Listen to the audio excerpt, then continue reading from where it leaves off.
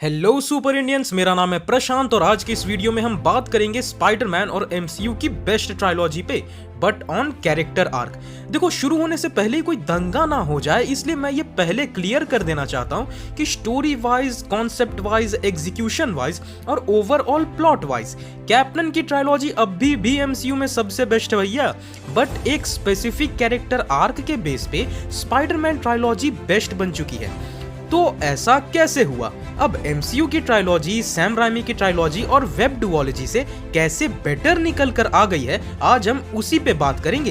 And हाँ, अपने पिछले दोनों वीडियोस की तरह इसमें भी मैंने वही 5 पॉइंट्स रखे हैं। सो अगर आपने मेरी पहली दोनों वीडियोस नहीं देखी है तो ऊपर दिए आई बटन पर क्लिक करके जरूर देखिए। So now let's get to the video.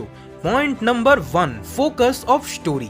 तो याद है ना कि मैंने राइमी और वेब दोनों सीरीज में क्या पॉइंट आउट किया था कि स्टोरी की फोकस एक too much matured Peter Parker को दिखाने में थी, जो कि एक सडन कैरेक्टर डेवलपमेंट के साथ आ जाती थी। बट एमसीयू की ट्रायलॉजी में आप देखो, स्पाइडी कितना ज्यादा इररेस्पॉन्सिबल बच्चा था।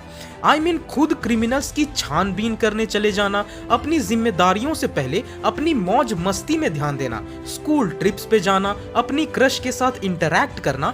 इनफैक्ट ये एडिथ जैसी बड़ी जिम्मेदारी भी खुद अपने ऊपर नहीं लेना चाहता था एंड एक अनजान इंसान जिससे ये सिर्फ कुछ दिन पहले मिला था उसे दे दिया था। इनफैक्ट एमसीयू ट्रायलॉजी का सबसे बड़ा एडवांटेज रहा कि वो टॉम के स्कूल लाइफ को एक्सप्लोर करी, उसके दोस्त, उसके पीयर्स, उसका एकेडमिक ईयर, उसके टीचर्स के साथ उसका कांटेक्ट, जो कि एक शिफ्ट ऑफ फोकस प्रोवाइड करवा दी ट्रायलॉजी को, जो कि बिल्कुल नई थी, जो आज तक पहले दोनों सीरीज में बिल्कुल नहीं दिखाया गया था। Point number 2, multiple villains and सब प्लॉट्स। अब इसमें मैंने बताया था कि किस तरह मल्टीपल विलन्स एंड एक ही मूवी के अंदर के सब प्लॉट दोनों सीरीज को वीक बना दी थी। वहीं एमसीयू में ये चीजें बिल्कुल नहीं रखी गई। किसी भी विलन के ओरिजिन को जितना टाइम मिलना चाहिए था उतना ही मिला। जैसे वल्चर, मिस्टीरियो, इनका तो ओरिजिन भी बस फ्लैशबैक के डायलॉग्स में ही निकाल दिया गया। वहीं नो वे होम में मल्टीपल विलन्स होने के बाद भी प्लॉट ओवरबर्डन क्यों नहीं हुआ? क्योंकि उनमें से किसी का भी ओरिजिन कवर नहीं करा गया, थैंक्स टू सोनी, जिन्होंने पहले ही मूवीज बना रखे थे। ऊपर से नो वे होम में सबसे बेस्ट ये चीज करी गई कि किसी भी विलन को ज्यादा देर बाहर घूमने नहीं दिया गया। इस वजह से उन स्पेसिफिक विलन्स के सब प्लॉट बन ही नहीं पाए। सारे विलन्स तुरंत एक जगह ला दिए गए एंड कहानी एक सिंगल प्लॉट पे चलती रही। इस वजह से हुआ ये कि मूवी के रन टाइम का बड़ा हिस्सा मेन कैरेक्टर यानी स्पाइडी पे फोकस किया गया, जिस वजह से लोग स्पाइडी को ज्यादा गहराई से जाने, ना कि उनके विलन्स और फालतू के सब प्लॉट्स पे टाइम बर्बाद करने के बजाय। पॉइंट नंबर 3, कैरेक्टर सिलेक्शन और फेस वैल्यू। कैरेक्टर सिलेक्शन में राइमी ट्रायलॉजी थोड़ी सही रही थी, बट वेब डुओलॉजी उसमें थोड़ी ज्यादा इम्बैलेंस हो गई थी, जो मैंने बताया भी था।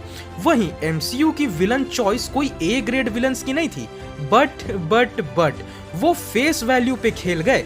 इन्होंने विलन्स के चेहरे को बहुत वैल्यू दिया, ऊपर से इनकी कास्टिंग लाजवाब। सारे फेवरेट एक्टर्स को उठा के ले आए। वल्चर भी ज्यादा वक्त मूवी में सिंपल अपने फॉर्म में दिखा था, वहीं मिस्टीरियो भी ज्यादा हेलमेट में नहीं दिखा।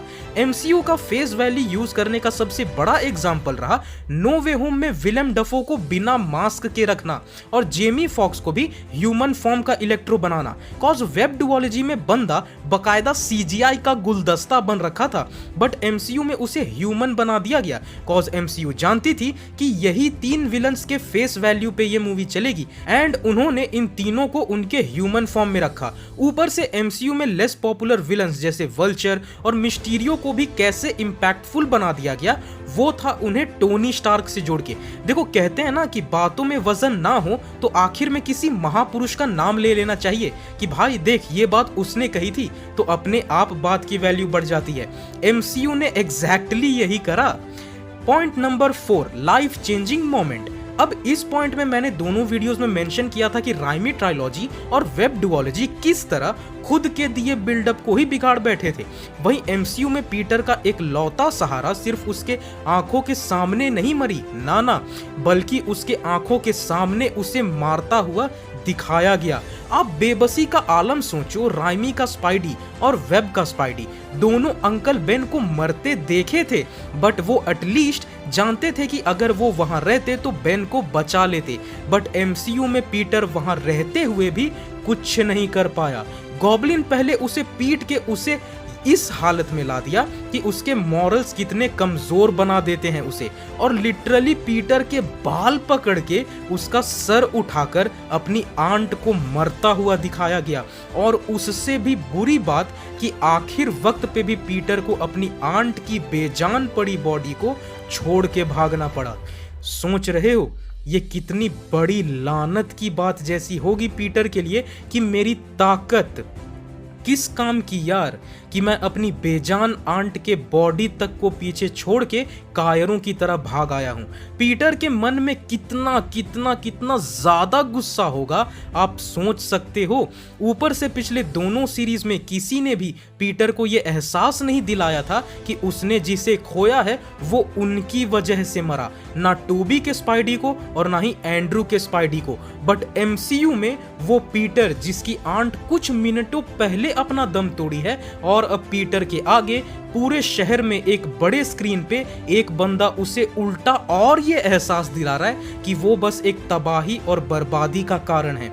आप देख सकते हो यार कि एमसीयू ने जो बिल्डअप दे डाला ना पीटर को, एक ऐसा लाइफ चेंजिंग मोमेंट कि आप सच में इसे कंपेयर ही नहीं कर पाओगे। And last point number 5, why we love Tom Holland. हम टॉम हॉलैंड को क्यों पसंद करते हैं? इसका सबसे बड़ा रीजन है उसका एक परफेक्ट टीनेजर पीटर पार्कर को रिप्रेजेंट करना। टॉम के पीटर की खासियत ही यही रही कि वो हीरो होने के बाद भी एक बच्चा ही था। वो हीरो बनने के बाद भी एक ऐसा बच्चा था जो अमेजिंग चीजों से बहुत जल्दी इंप्रेस हो जाता था, जो अपने आइडियल्स को हमेशा खुश रखना चाहता था। इनफैक्ट टॉम को जिस तरह का बिल्डअप दिया गया, उसके फ्रेंड्स को कंटिन्यूअसली स्टोरी का हिस्सा बनाए रखा गया। नेड, एमजे, इनफैक्ट एमसीयू में तो फ्लैश थॉमसन तक को स्टोरी का पार्ट बनाए रखा गया। इवन एमसीयू में पीटर ने एक झटके में कोई बड़ा हादसा नहीं झेला।